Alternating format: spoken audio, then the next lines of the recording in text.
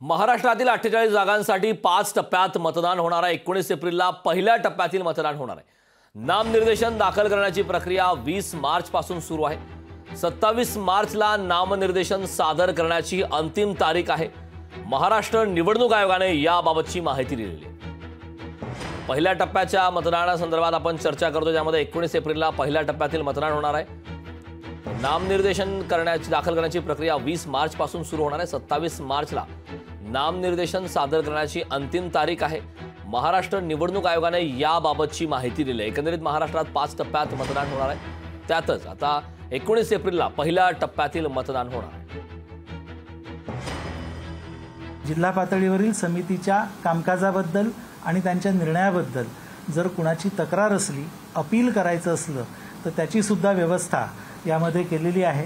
हे अपील माननीय मुख्य निवडणूक अधिकारी यांच्या अध्यक्षतेखालची समिती ते अपील हिअर करते, त्याला सुनावणी देते आणि त्याबद्दल योग्य तो निर्णय घेते। माझी आपल्या सर्वांना पुन्हा एकदा विनंती आहे की ही निवडणूक अतिशय चांगल्या पद्धतीनं आणि माध्यमांच्या जबाबदार भूमिकेमुळे सगळ्यांच्या लक्षात राहावी। सर्वांना शुभेच्छा।